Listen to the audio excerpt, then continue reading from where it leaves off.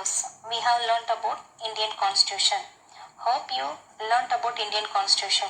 So, today I will start with Geography first lesson, which deals about India's location in the world and its relief and its drainage system of India. How many continents are there in the world? There are 7 continents in the world. What are they? They are North America, South America, Europe, Africa, Asia, Australia and Antarctica. Our country our India is in Asia continent. Of the world continents, Asia is the biggest when compared to the size of Asia. The geographical area of India is very small. Total area of India 2.4% of the world with an area 32,87,263 square kilometer. India is the 7th largest country in the world and the second largest country in Asia. So which is the first largest country in Asia? China is the first largest country in Asia. The next one, India's land and water border. As for the land border, India share long land border with Pakistan in the west, Afghanistan in the northwest, China, Nepal and Bhutan in the north, and Bangladesh and Myanmar in the east. India's shared longest border with Bangladesh and shortest border with Afghanistan. So India's longest border is with Bangladesh 4,156 kilometer, while the shortest border is with Afghanistan 106 kilometer. So India share a land borders with a total of 7 nations. The next one, water borders. So total water borders 6,100 kilometer long coastline of India is washed on 3 sides of the country by Indian Ocean in the south, the Bay of Bengal in the east and the Arabian Sea in the west. Sri Lanka is separated from India by a strait. This strait is known as the Palk Strait. So India and Sri Lanka is divided by Palk Strait or separated by a Palk Strait. The next one, India's and the world. You know, India is in the southern part of the Asia continent. In the west of India lies the Arabian Peninsula, while in the east lies in the Indo-China Peninsula. India is located at a vantage point from many countries of the world can be contacted, as it is the head of Indian Ocean. So it is easy to communicate with all the countries of the world. Long coastlines and port facilities help the sea trade. The next one, India a subcontinent. So why India is called as the subcontinent? India, along with the countries of Myanmar, Bangladesh, Pakistan, Nepal, Bhutan and Sri Lanka, is called a subcontinent. In the diversities that are seen in Asia in terms of landscapes, climate, natural vegetation, soil type and such natural phenomena and the cultural phenomena are all found in India. Hence, we consider India as a subcontinent. Location and extent of India. The next one is location and extent of India. After a brief introduction of India, let us understand the location of India in the world map. The globe can be divided into the northern hemisphere and the southern hemisphere, and India is located in the northern hemisphere. The globe can also be divided into western and eastern hemisphere, and India lies in the eastern hemisphere. The Tropic of Cancer passes through the middle of India. The globe has horizontal lines is known as the latitude. So horizontal lines is known as latitudes and vertical line is known as the longitude. These are the imaginary lines used to locate any place on the map. So we can say that the country lies between 2 latitudes and 2 longitudes. The mainland of India extends from 8 degree 4 minutes north to 37 degree 6 minutes north latitudes and 68 degree 7 minutes east to 97 degree 25 minutes east longitude. So hence India is located of the northeastern hemisphere. The southernmost point of the country is Indira Point, located in Andaman and Nicobar Island. The southernmost point of mainland of India is Cape Comorin, Kanyakumari. So what is the difference between these two? The southernmost point of the country is Indira Point. Here given southernmost point of the mainland of India is Cape Comorin, is Kanyakumari.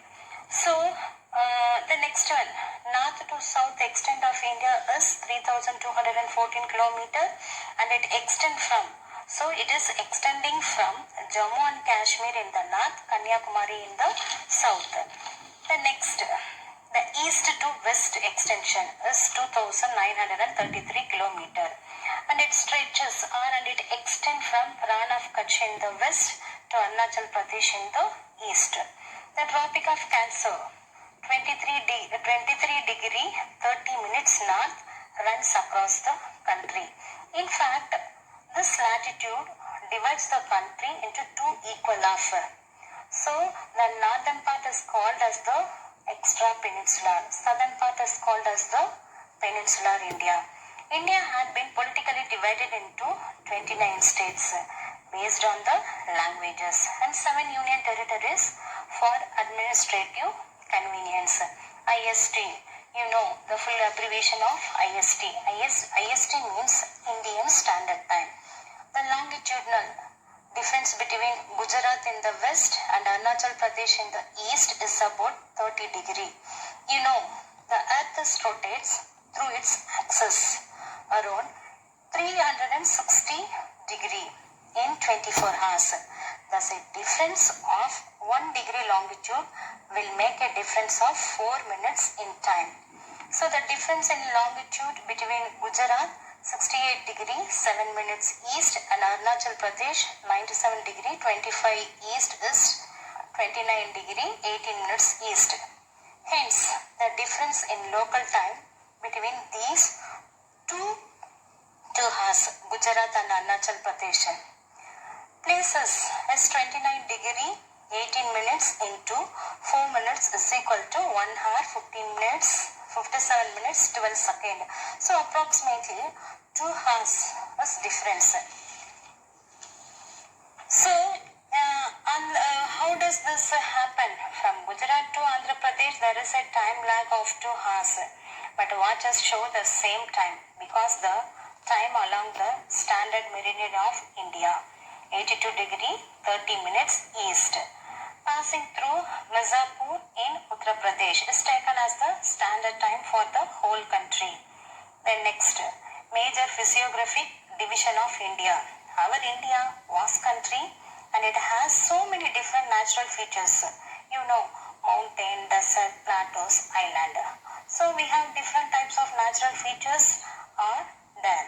In fact, we call the natural features is called as the physical features. Although India has many different types of physical features, based on the physical features, India can be divided into 6 major groups. What are they? They are the Himalayan mountain, the Great Northern Plains, Peninsular Plateau, the Indian Desert, coastal plains, and the last one is the island. So let's see one by one. The first one, mountain.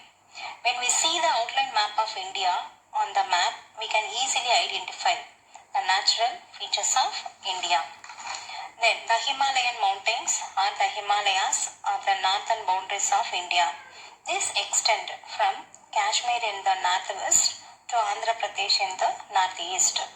According to the expert, the Himalayas were formed in the terms of geological era. Era means period or time. Only about 200 million years ago. That is why the Himalayas are known as the Engfold Mountains. So oldest mountain range is the Aravalli range is the oldest mountain range.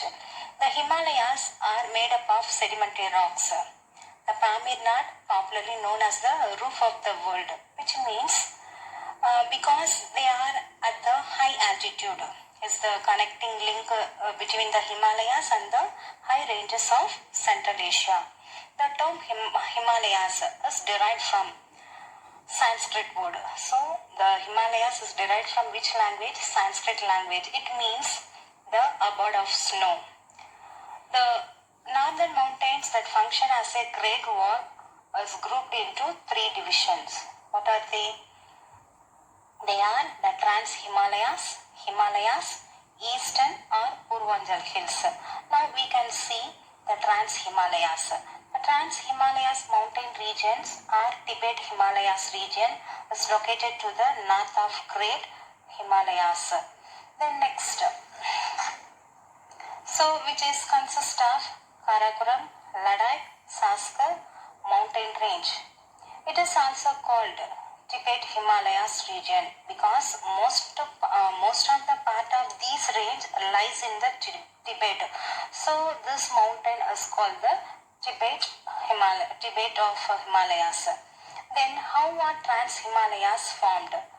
Geological speaking is made up of granite and volcanic rocks formed from 110 million years ago. Means is the granite means is light colored igneous rocks. Next one is the Himalayas or origins of the Himalayas. How was formed Himalayas? Already I said Himalayas called as the Youngfold Mountain. We have earlier learned that when the earth was formed, there were Angara and Gondwara land masses making up the Pangaea, and surrounded by a water body is known as the Panthalassa. The sea separating these two was called the Tethys Sea.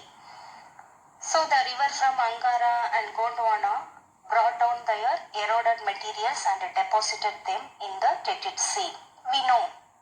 We all know that the rivers are the important agent of the erosion. After a long period, the deposits due to tectonic forces to form the fold mountain called the Himalayan range. The Himalayas are further subdivided into three parts. They are Great Himalayas or Himatri, the Lesser Himalayas are Himachal, the Shivaliks are outer part of the Himalayas.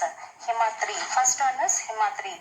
It is the northernmost range of the Himalayas and also called the Greater or Inner Himalayas. It includes the most prominent Himalayan peaks. It consists of granite. Many glaciers descended from Himatri. The average ranges of the mountain found here is 6,000 meters. What is the height of Himatri? The average height of the Himatri or Himalayas is 8,000 meters. Therefore, it is called Greater Himalayas. The peak of this range are always covered with snow. What is the importance of Himatri? This range is in a single unbroken line and has, so unbroken means continuous line, and has the highest peak like Mount Everest and Mount Godwin Austen Carsten. Several glaciers, the glaciers means water, melting of ice, such as the Gangotri and the Siachen originated from this range. Then next one is the Lesser Himalayas or the Himachal. Himachal lies between the Himatri in the north and Shivalik in the south. It extends over a variable width of 80 km in average. The altitude varies from 3,700 meter to 4,500 meter. The major rock of this range are slate limestones. Major hill stations of the Lesser Himalayas are located in this range: Shimla, Mussoorie, Nainital, Almora, Ranikat and Darjeeling. The last one is Shivaliks or Outer Himalayas. So this Himalayas is made up of mud and soft rocks. It extends from Jammu and Kashmir to Assam. It is the most discontinuous ranges. So we learned the Greater Himalayas is not unbroken range, so continuous range. But here Shivaliks is discontinuous range of the Himalayas. The altitude varying below 900 to 1100 meter. Then Shivaliks and lesser Himalayas are called dense in the west and Duras in the east. And last one is Purvanjal Hills. Purvanjal range is the lying in the easternmost part of India. This mountain are composed of sedimentary rocks. They are covered with thick forest. The Purvanjal range comprises the Naga Hills, Mizo Hills, Manipur Hills, Kashi Hills, Garo Hills and Janita Hills, which are collectively known as the Purvanjal Hills. Today we learned. Remaining I will be continue in the next video.